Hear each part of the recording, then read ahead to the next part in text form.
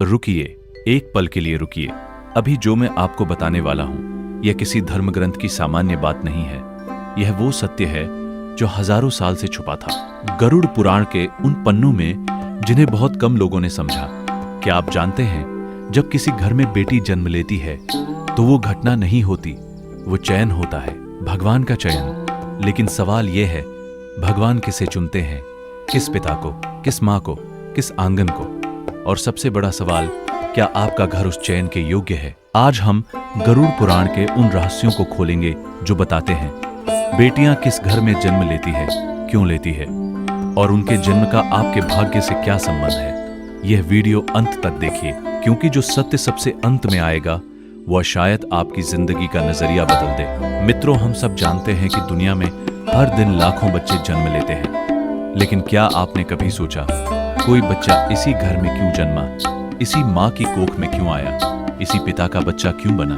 आधुनिक विज्ञान कहता है ये जैविक प्रक्रिया है, लेकिन गरुड़ पुराण कहता है जन्म केवल शरीर का नहीं होता, जन्म आत्मा का होता है। और आत्मा वहां नहीं जाती जहां जगह हो, वहां जाती है जहां उसका उद्देश्य हो, जहां उसका संबंध हो। गरुड़ पुराण में यमराज और गरुड़ के बीच एक संवाद है।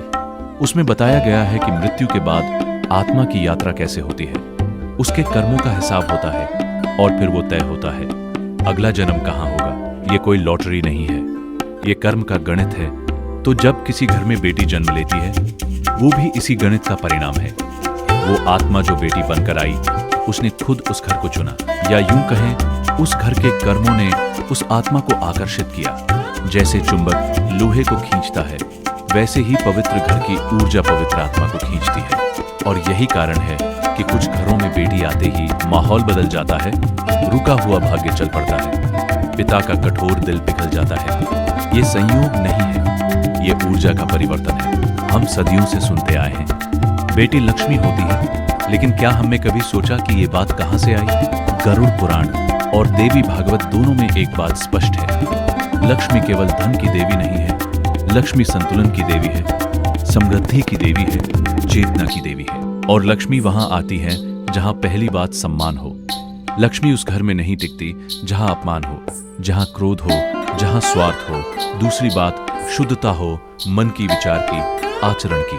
तीसरी बात कृतज्ञता हो, जो मिला है उसके लिए धन्यवाद का भाव। तो जब बेटी को लक्ष्मी कहा जाता है तो इसका अर्थ है वह उस घर में आती है जहां ये तीनों गुणों की संभावना हो, या जहां इन गुणों की संभावना हो। और यहीं एक बड़ा सत्य छुपा है, बेटी केवल लक्ष्मी नहीं होती, वह लक्ष्मी को लेकर भी आती है। उसके आने से घर में जो ऊर्जा आती है, जो हंसी आती है, जो स्नेह आता है, वो सब मिलकर घर को समृद्ध बनाते हैं। लेकिन अगर उस लक्ष्मी का अपमान हो, अगर उसे बोझ समझा जाए, तो लक्ष्मी वापस चली जाती है और उनके साथ समृद्धि भी। ये शास्त्र की चेतावनी है। अब सबसे महत्वपूर्ण भाग, गरुड़ पुराण के कर्म सिद्धांत के अनुसार भगवान उस घर को बेटी के जन्म के लिए चुनते हैं जिसमें ये 5 विशेष गुण होते हैं। ध्यान से सुनिए और खुद से पूछते जाइए, क्या ये गुण मेरे घर में है?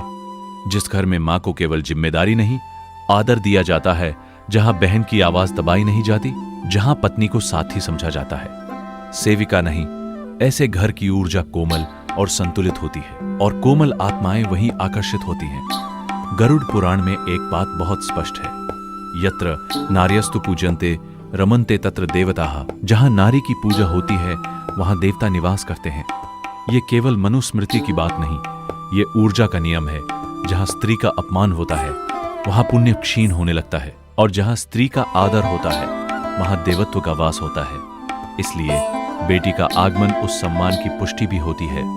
आपने कभी किसी परिवार को देखा होगा जो दूसरों की मदद करता है, भूखे को भोजन देता है, पशु पक्षियों तक का ध्यान रखता है। ऐसे घरों में केवल मनुष्य नहीं, संस्कार बसते हैं। बेटी संवेदनशीलता की प्रतीक मानी जाती है। वह उस आंगन में आती है जहां संवेदना पहले से मौजूद हो, ताकि वो और बढ़ सके। सोचिए, करुणा को करुणा ही बुलाती है। जहां पहले से प्रेम हो वहां और प्रेम आता है, और बेटी तो प्रेम का अवतार ही होती है। गरुड़ पुराण में पितरों का विशेष महत्व बताया गया है। यह पुराण मुख्यतः मृत्यु के बाद की यात्रा के बारे में है। इसमें बताया गया है कि पितरों की संतुष्टि से कुल की ऊर्जा स्थिर रहती है, जिन घरों में श्राद्ध होता है, तर्पण होता है, कम से कम पूर्वजों की स्मृति और सम्मान होता है, वहां कुल की ऊर्जा स्थिर रहती है। और इसीलिए बेटी को कुल की ज्योति कहा जाता है, क्योंकि वो परिवार के अधूरे संस्कारों को पूर्ण करने आती है। वो केवल वर्तमान की नहीं, अतीत और भविष्य की कड़ी भी होती है। ये बात गहरी है। आपके पूर्वजों ने जो कर्म किए, उनका फल आपके घर में आने वाली आत्मा के रूप में मिल सकता है। और अगर वे कर्म पवित्र थे, तो वह आत्मा भी विशेष होगी। चौथा गुण, लोभ से अधिक प्रेम। यदि किसी घर में हर निर्णय धन के आधार पर होता है, हर रिश्ते में पहले संपत्ति की चर्चा होती है, हर काम में स्वार्थ दिखता है, तो उस घर की ऊर्जा भारी हो जाती है। लेकिन जहां प्रेम हो, जहां त्याग हो, जहां संतुलन हो, वहां बेटी का जन्म उस प्रेम को और गहरा करने आता है। आपने देखा होगा, कुछ परिवारों में बेटी के जन्म के बाद पिता बदल जाते हैं। जो पिता पहले बहुत कठोर थे, बेटी के सामने पिघल जाते हैं। क्यों? क्योंकि बेटी उनके भीतर छुपे उस प्रेम को जगा देती है जो वर्षों से सो रहा था। पांचवा गुण, बेटी को बोझ नहीं, भाग्य समझना ये सबसे महत्वपूर्ण गुण है। गरुड़ पुराण और आत्मा के जन्म के रहस्यों में ये बताया गया है कि आत्मा गर्भ में आने से पहले ही माता पिता के विचारों को महसूस करती है। यदि मन में डर हो, निराशा हो या अस्वीकार की भावना हो, तो वो आत्मा ठहरती नहीं। लेकिन जहां स्वागत की भावना हो, जहां खुशी हो, जहां जो भी आए हम उसे प्यार देंगे का भाव हो, वहां वो आत्मा आती है और रुकती है। तो सोचिए, अगर आपके मन में बेटी के प्रति कोई भेदभाव है, कोई निराशा है, तो आप उस आत्मा को दूर कर रहे हैं जो शायद आपका भाग्य बदलने आ रही थी। अब एक बड़ा सवाल जो आपके मन में जरूर होगा, अगर बेटी केवल उन्हीं घरों में आती है जहां ये गुण हो, तो फिर ऐसे घरों में भी बेटियां क्यों जन्म लेती है जहां उनके साथ अच्छा व्यवहार नहीं होता? यह प्रश्न बहुत महत्वपूर्ण है और इसका उत्तर गरुड़ पुराण में मिलता है। कभी कभी बेटी उस घर में जन्म लेती है जहां वह परिवर्तन बनकर आती है। गरुड़ पुराण के कर्म सिद्धांत के अनुसार कुछ आत्माएं सुधार के लिए जन्म लेती है। वे इसलिए नहीं आती कि घर पहले से अच्छा है, वे इसलिए आती है कि घर को अच्छा बनाना है। ये जैसे एक दीपक का अंधेरे में जाना। दीपक इसलिए नहीं आता कि वहां पहले से रोशनी है, वह इसलिए आता है ताकि रोशनी हो सके। और इसीलिए कुछ बेटियां ऐसे परिवारों में जन्म लेती हैं जो बहुत कठोर हैं, बहुत पुरानी सोच वाले हैं, बहुत रूढ़िवादी है। और वे बेटियां अपने व्यवहार से, अपने प्रेम से, अपनी जिद से उस घर की सोच बदल देती है। पिता का हृदय पिघलता है, दादा दादी का दृष्टिकोण बदलता है और धीरे धीरे पूरे घर की ऊर्जा रूपांतरित हो जाती है। तो क्या यह कहना सही होगा कि ऐसी बेटियां कमजोर परिस्थितियों में आई थी? नहीं, वे सबसे शक्तिशाली आत्माएं होती है, क्योंकि उन्होंने सबसे कठिन काम चुना, बदलना उन्हें जो बदलना नहीं चाहते थे।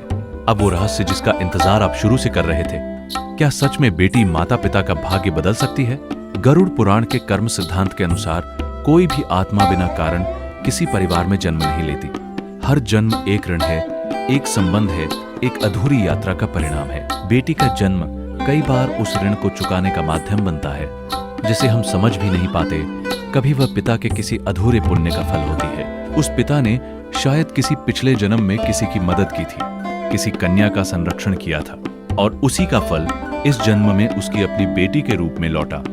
कभी वह माँ की किसी पूर्व जन्म की तपस्या का उत्तर होती है, और कभी वह स्वयं उस परिवार की परीक्षा बनकर आती है। अब सुनिए सबसे गहरी बात। गरुड़ पुराण में यह भी बताया गया है कि जब कोई शुभ आत्मा जन्म लेती है, तो वह अपने साथ अपने संचित पुण्यों की तरंग भी लाती है। वह तरंग केवल उसके जीवन को नहीं, पूरे परिवार की दिशा को प्रभावित कर सकती है। इसीलिए आपने देखा होगा, कुछ घरों में बेटी के जन्म के बाद रुका हुआ काम चल पड़ता है, आर्थिक स्थिति सुधरने लगती है, घर में अधिक शांति महसूस होती है। लोग इसे संयोग कहते हैं, शास्त्र इसे ऊर्जा का परिवर्तन मानते हैं। और यहाँ एक और सत्य है, हर परिवर्तन तुरंत दिखाई नहीं देता। कभी कभी बेटी का जन्म परिवार के भीतर छिपी कठोरता को उजागर कर देता है। जो सोच वर्षों से भीतर दबाई गई थी, वो सामने आ जाती है। ये नकारात्मक नहीं होता है, ये शुद्धिकरण होता है। जैसे जब घाव को साफ किया जाता है तो दर्द होता है, लेकिन वो दर्द ठीक होने की प्रक्रिया है। बेटी का कोमल स्पर्श भी कभी कभी ऐसा ही होता है। गरुड़ पुराण में आत्मा की यात्रा का जो वर्णन है वह अद्भुत है।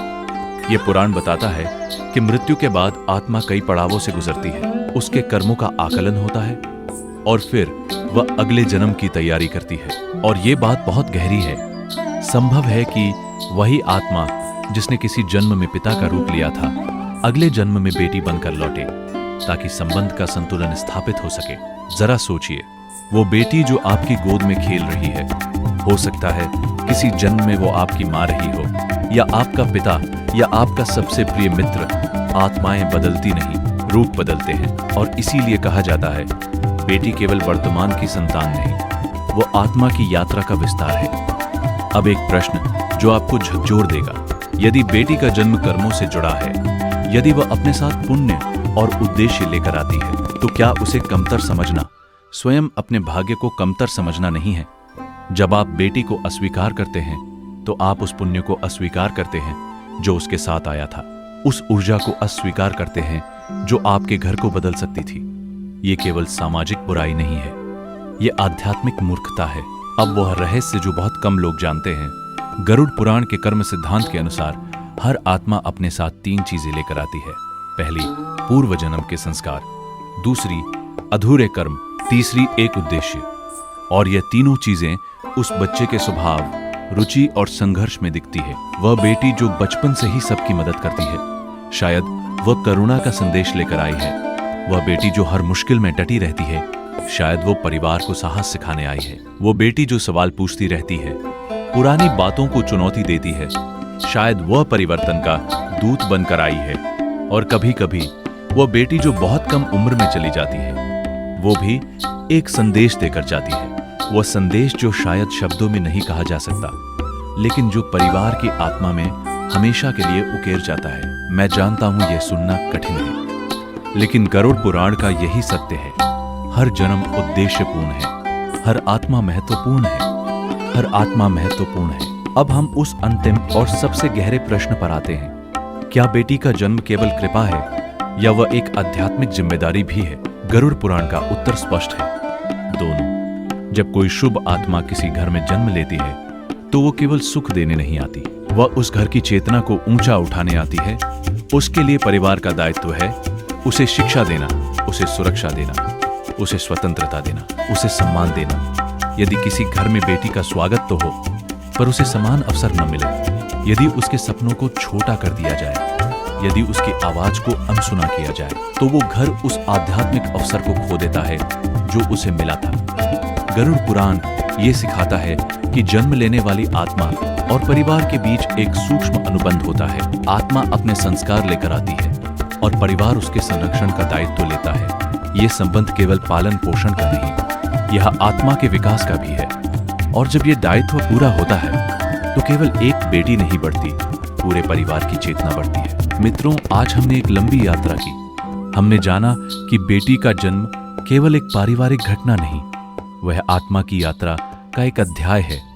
हमने जाना कि वो केवल संतान नहीं, वह संस्कार है।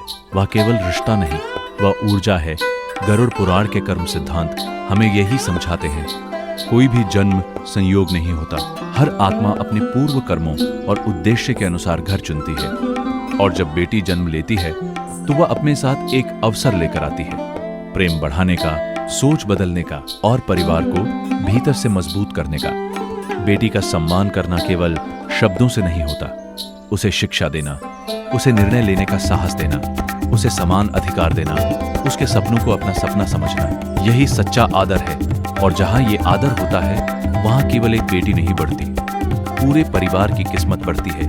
यदि आपके घर में बेटी है, तो समझिए भगवान ने आपको चुना है। यदि नहीं है, तो हर बेटी को वो सम्मान दीजिए जो उसे मिलना चाहिए, क्योंकि जहां नारी का आदर होता है, वहीं जीवन में संतुलन और शांति स्थिर होती है। बेटी भगवान का उपहार है, और उस उपहार की रक्षा और सम्मान हमारी जिम्मेदारी।